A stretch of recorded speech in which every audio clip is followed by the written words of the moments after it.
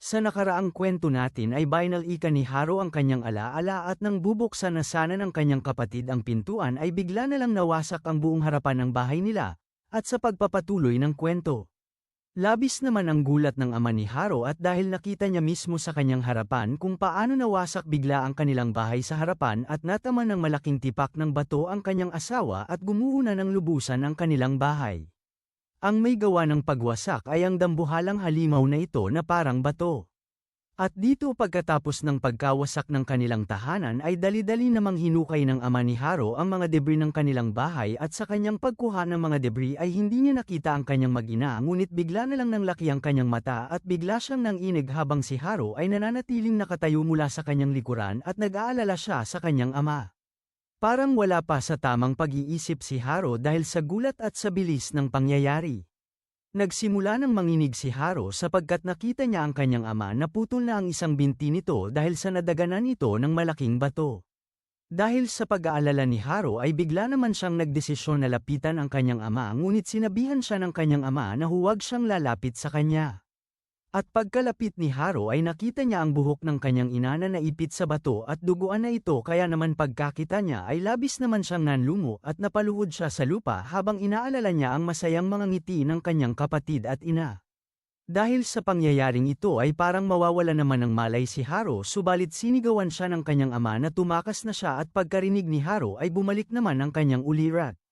Sinabi ng kanyang ama sa kanya na tumakbo na siya subalit siya ay may iwan dito kasama ang kanyang asawa at si Soyool. Bigla namang napasigaw si Haro at sinabi niya na hindi ito maaari dahil hindi niya siya magawang iwanan sa ganitong kalagayan niya sapagkat siya na lamang ang kanyang natitirang mahal sa buhay at dagdag niya pa habang pinagmamasdan ang kanyang ama na hindi siya tatakbo dahil kung tatakbo siya ay hinding-hindi niya mapapatawad ang kanyang sarili. Sa kanilang harapan naman ay may mga tao nang tumatakbo dahil hinahabol na sila ng halimaw. Sumisigaw naman ang mga taong tumatakbo dahil sa halimaw. Habang si Haro naman ay sinisigawan niya ang kanyang ama na hinding-hindi siya kailanman tatakbo. Subalit sa kanyang harapan ay nakita niya na naman ang taong nang hostage sa kanya na mayroong patalim kaya naman dahil sa takot niya ay hindi niya nanatiis at pumasok sa kanyang isipan na sinabihan siya ng kanyang ama na ayos lang na maging isa siyang duwag sapagkat wala namang problema sa kanya. Ngunit habang siya ay tumatakbo papalayo sa kanyang ama ay napasabi na lang siya na mali ang sinabi na kanyang ama dahil sa kanyang kaduwagan ay nagawa niyang iwanan ang kanyang ama pagtapos niyang sabihan ito na hindi niya ito iiwanan. At patuloy lamang siyang naiiwan ng mga tao na nasa kanyang paligid. Bumalik naman ang eksena sa kasalukuyang nangyayari. At dito papaalis na ang ating bida kasama ang lalaki at babae, lumingon naman ang ating bida kay Haro. Samantala si Haro naman ay nilakasan niya ang kanyang loob at isinuot niya ang kanyang sweatband at agad niyang hinubad ang kanyang jacket at habang papaalis ang ating bida sa pamamagitan ng escalator ay bigla namang nagulat ang ating bida sapagkat mayroong dumaan sa kanyang gilid na isang nakapalda na babae kaya naman nanlaki ang kanyang mata. Ang babaeng yan ay si Haro at hinarang din niya ang daanan ng ating bida habang siya ay hingal na hingal at sa isip-isip niya na hinding-hindi na siya tatakbo pa at isinigaw niya na sasama siya sa kanila. Maya-maya pa makalipas lamang ang ilang saglit ay nasa labas na silang apat at nagmamatsyag upang hindi sila makita ng mga halimaw. Masusi nilang sinusuri ang bawat lugar na kanilang dinadaanan para lamang makaiwas sila sa mga halimaw.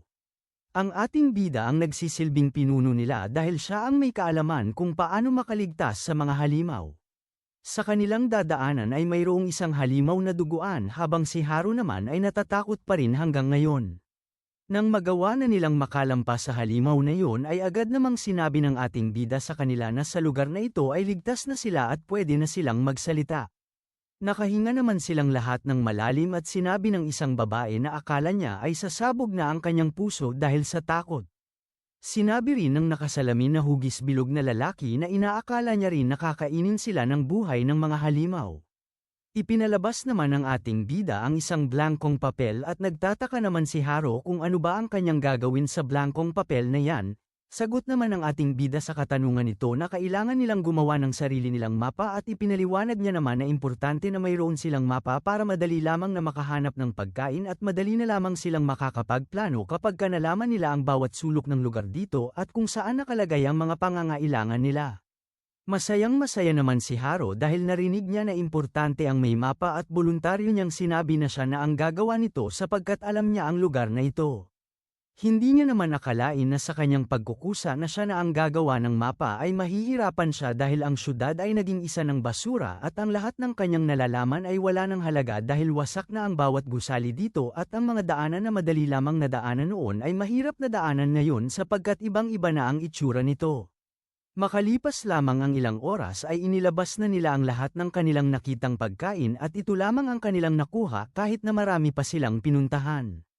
Halos sa mga pagkain na kanilang nakita ay hindi na maaaring makain sapagkat mga bulok na ito at hindi lamang yun dahil sa mainit ang panahon at dahil sa pangyayaring sakuna ay nawala ng supply ng kuryente kaya naman nabulok na ang mga pagkain.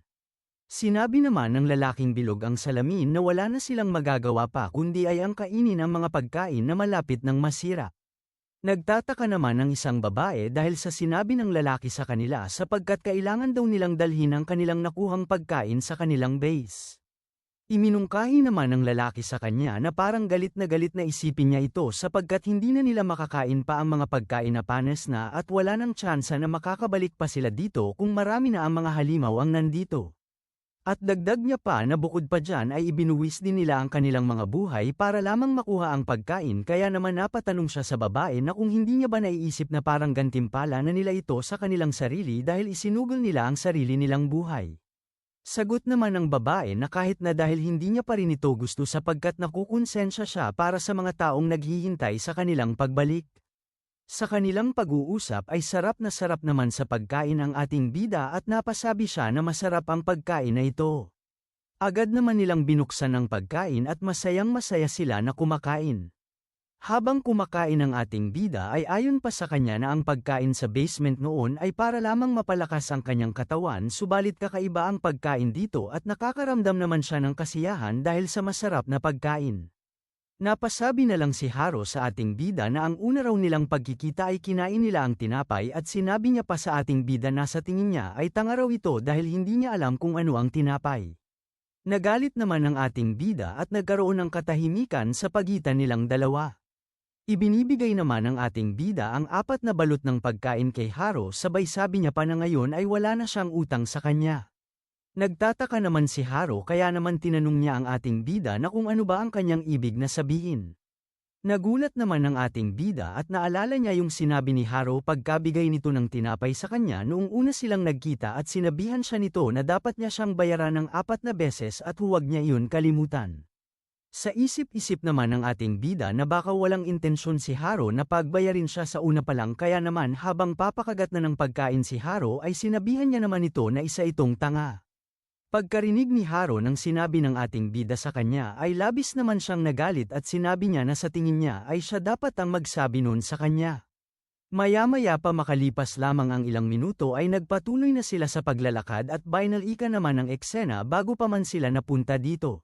At dito sinabihan sila ng ating bida na kailangan lamang nilang tandaan ng isang bagay habang sila ay nasa labas at iyon ay hindi dapat sila mahuli ng mga halimaw at kung magawa nga silang mahuli ng mga halimaw ay kinakailangan nilang labanan ang mga ito at kahit na kaya niya pang labanan ang mga halimaw ay ang malilikhang ingay mula sa paglalaban ay maa-attract nito ang iba pang mga halimaw at pupunta sa kanilang lokasyon at kung mangyari man yun ay mapapalibutan sila ng napakaraming mga halimaw kaya naman dapat hindi sila mahuli ng mga ito.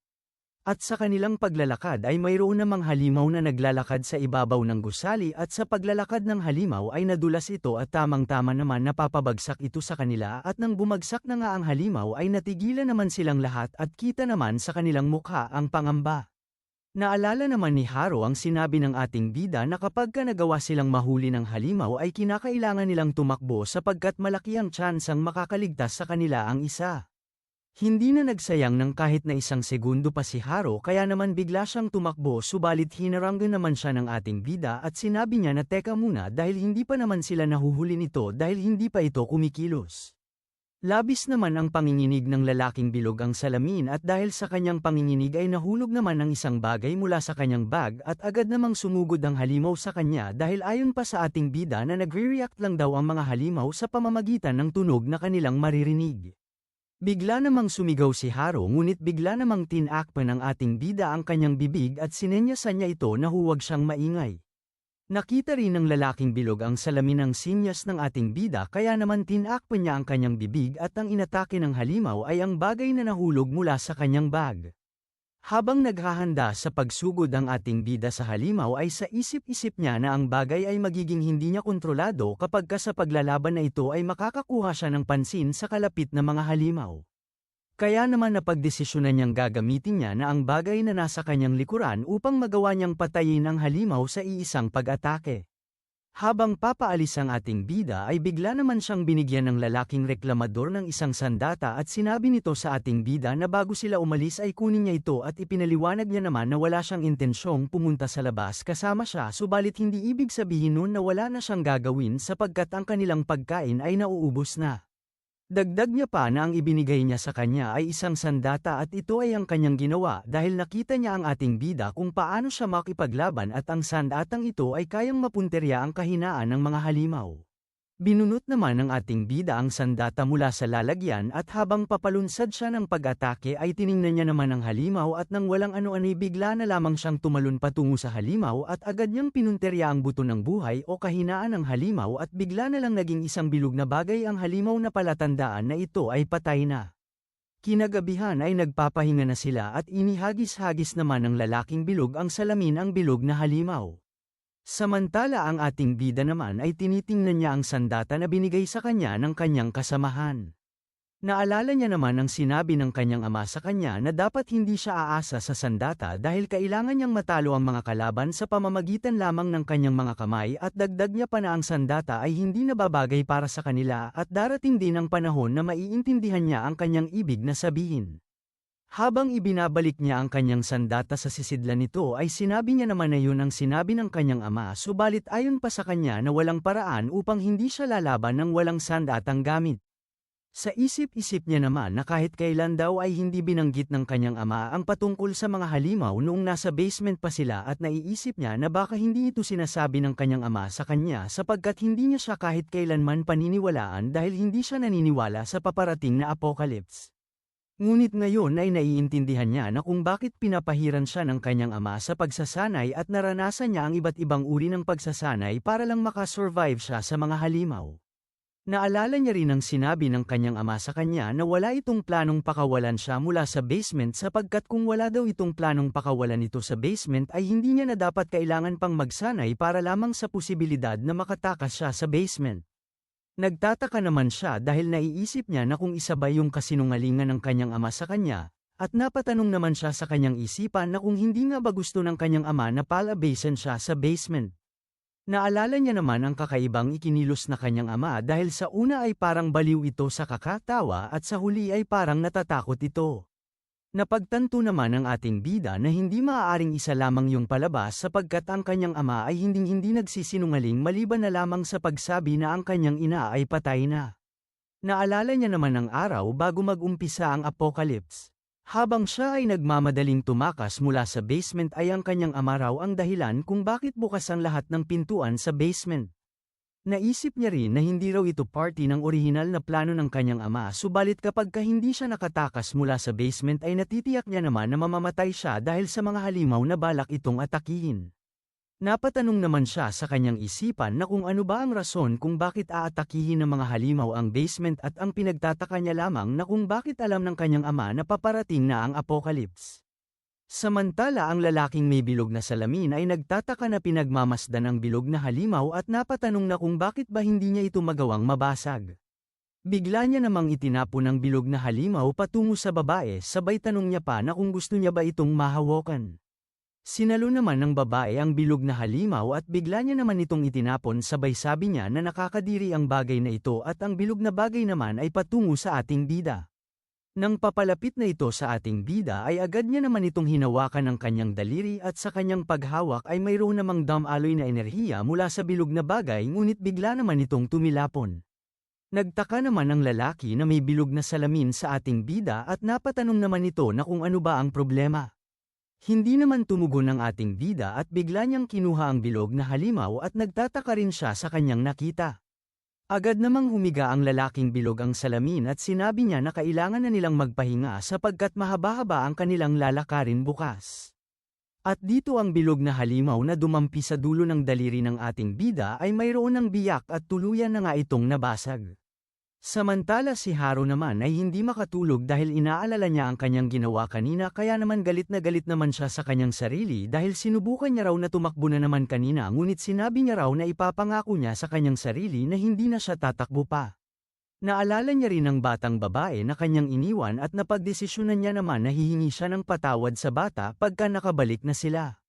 Makalipas ang ilang minuto ay natutulog na nga ang ating bida at pumasok naman sa kanyang panaginip na tila ba ay isa itong alaala ng kanyang ama na may hawak na libro at noong bata pa siya ay binabasahan siya ng kanyang ama ng libro at sa isip-isip naman ng ating bida na naalala niya ang pangyayaring ito noong bata pa siya.